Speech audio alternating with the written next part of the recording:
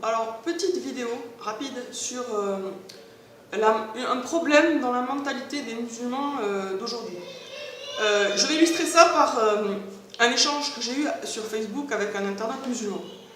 Et en commentant un petit peu ses réponses, l'important c'est pas son nom ni rien bien sûr, puisqu'il est tout à fait représentatif et typique d'une mentalité qui existe actuellement chez beaucoup de musulmans. Donc voilà ce que j'avais écrit moi. Si les gens savaient ce que font les satanistes, ils deviendraient croyants et se mettraient à croire au jour du jugement dernier, ne serait-ce que pour supporter le choc. Mais ils préfèrent vivre dans le déni, prétendre que le mal n'existe pas et regarder ailleurs. Leur illusion ne les protège de rien et ne protège pas leurs enfants non plus. Acceptons de regarder le pire en face, même si ça fait mal, ne serait-ce que pour en protéger nos petits, améliorer notre compréhension du bien et augmenter notre foi. Donc là, je commente un petit peu pourquoi améliorer notre compréhension du bien. Parce que pour vraiment comprendre la valeur de l'islam, la valeur du bien en général, il est vraiment utile de savoir ce qu'est le mal.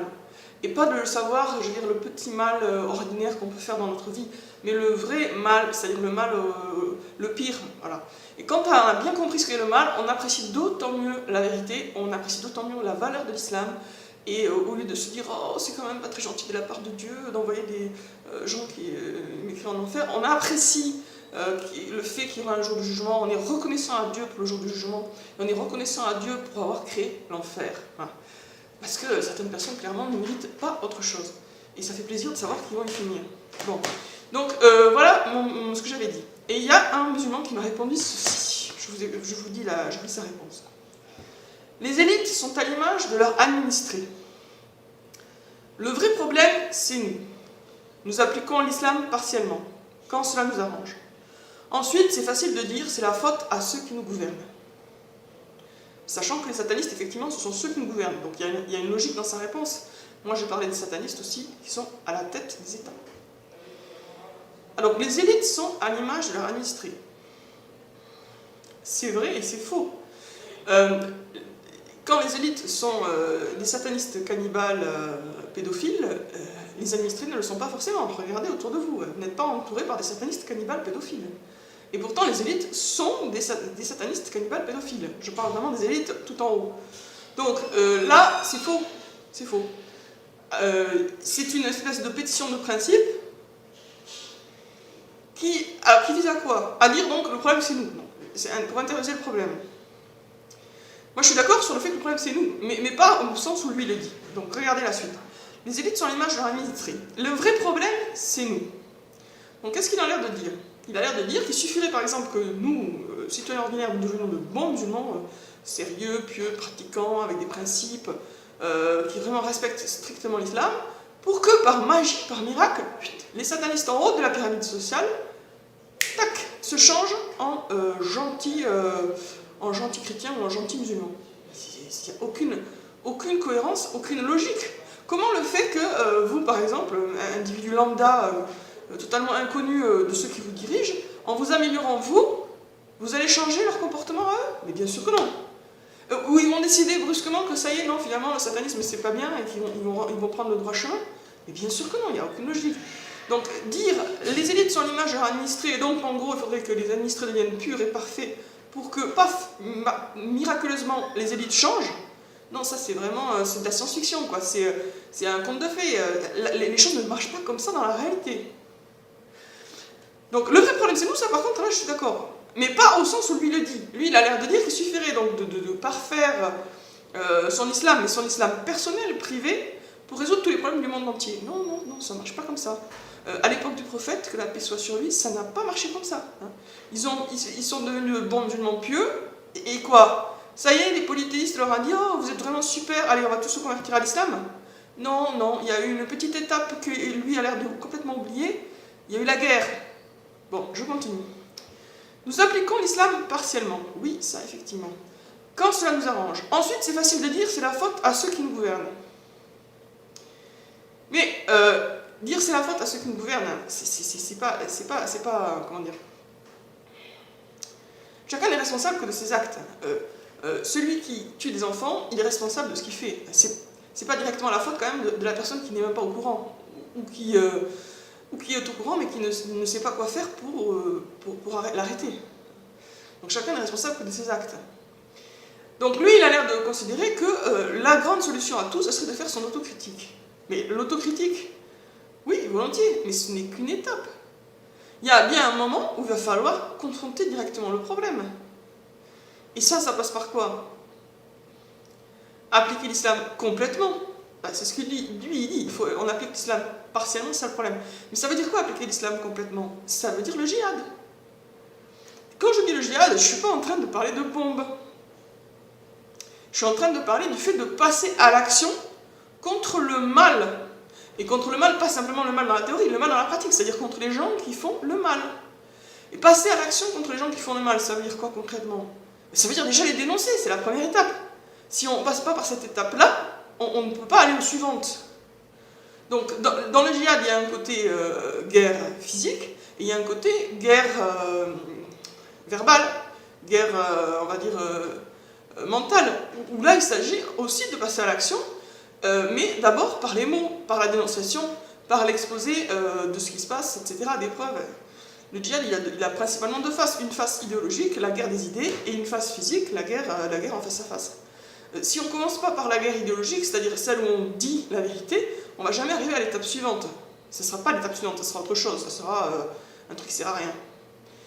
Le prophète, que la paix soit sur lui, il a présenté l'islam à des gens qui n'en voulaient pas, jusqu'à arriver au point où il a été tellement persécuté qu'il est parti, qu'il a créé l'État islamique, et là il a pu se battre physiquement. Mais son premier djihad, ça a été un djihad d'idées. Bon, donc, la mentalité musulmane, la mentalité de certains musulmans actuellement, c'est ça. C'est de croire que le seul problème, c'est le fait de ne pas être assez sérieux dans sa pratique individuelle et personnelle, égocentrique finalement, hein, qui ne concerne que soi, ou on va dire peut-être les personnes juste à côté, pas plus, et qu'il suffirait de devenir un peu plus pur, un peu plus pieux, un peu plus proche de Dieu, de rajouter une louche d'invocation ou deux, pour que tous les problèmes de l'univers soient réglés. Et que les méchants de ce monde, bien assis sur leur trône, là, assis sur leur chaise, brusquement, par miracle, tac, soient transformés en anges ou remplacés par d'autres qui seraient mieux. Ça, c'est complètement en contradiction avec les lois de la vie ordinaire, enfin de ce qu'on voit. Alors, je vous montre maintenant l'échange suivant.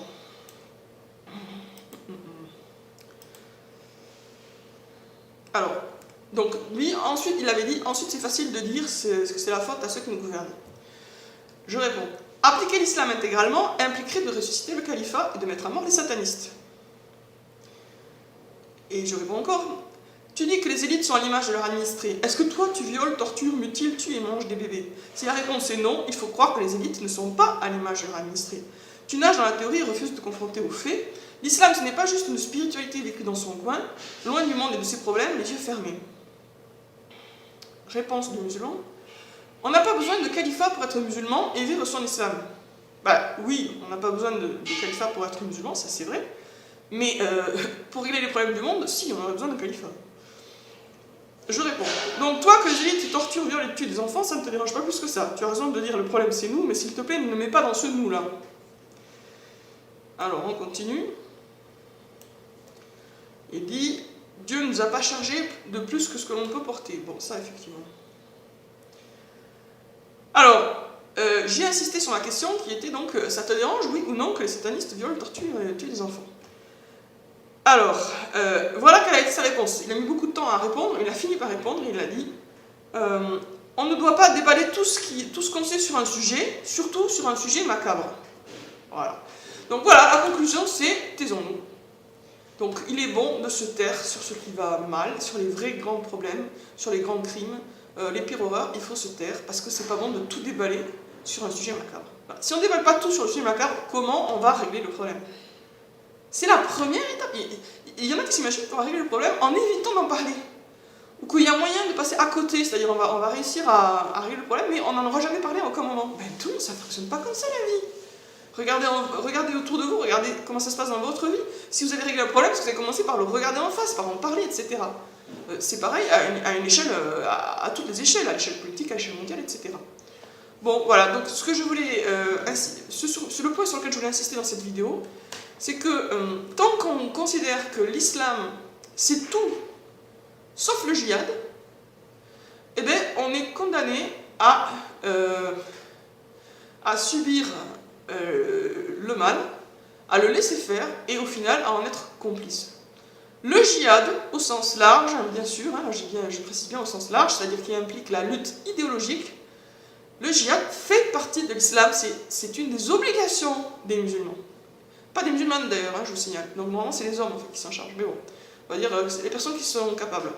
Donc le djihad fait partie des obligations.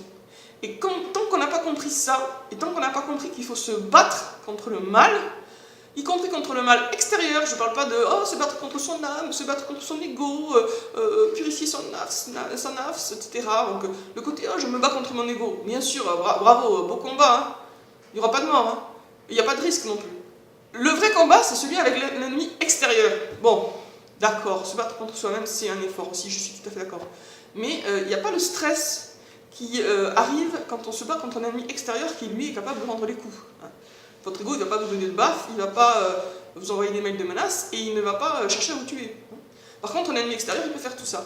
Et c'est pour ça que l'islam, c'est un chemin qui monte, c'est difficile. Parce qu'effectivement, ça demande un effort, un vrai effort. Mais pas un effort genre juste contre soi-même, un effort intime. C'est pas que ça. C'est un effort intime pour arriver justement à se battre dans la réalité. À faire un effort qui débouche sur un changement réel, un changement au niveau de ce qui se passe dans le monde extérieur. Mais il y a beaucoup de musulmans qui se sont laissés fasciner par l'idée que l'islam, c'est du domaine de la vie privée. Tant qu'ils croiront que l'islam est du domaine de la vie privée et que le djihad, c'est pour les autres, ou c'est dans le passé, ou ça ne nous concerne plus, ou maintenant ce qui est valable, c'est le djihad de la sincérité, le djihad de la confiance, le djihad du bien-être, comme dit Arif Ramadan. Super concept, le djihad du bien-être. Vous allez à Ikea pour acheter un canapé plus confortable, vous faites le djihad du bien-être. Waouh! Donc, tant que les musulmans se sont fascinés par cette idée que l'islam, c'est donc quelque chose qui relève finalement du cœur, et rien que du cœur, de la vie privée, et rien que de la vie privée, qui ne doit avoir aucune conséquence sociale et publique et politique, etc., ils seront des moutons dans les abattoirs de quelqu'un d'autre. Donc, si vous avez cette idée-là, réfléchissez bien, relisez la vie du prophète, la biographie du prophète, que la paix soit sur lui. Vous verrez qu'il s'est battu, le prophète. Et il n'a pas commencé par se battre avec les armes, il a commencé par se battre avec la langue, par dire les choses, les vérités qui dérangent, les informations qui dérangent. Les politistes n'étaient pas prêts à entendre ce qu'il avait à dire. Ça, c'est le cas toujours. Les gens en face ne sont jamais prêts à entendre ce que vous avez à dire quand vous voulez vous battre pour la vérité. Ils ne sont jamais prêts. Il faut se battre quand même, il faut la dire quand même. Voilà. Donc, bonne journée.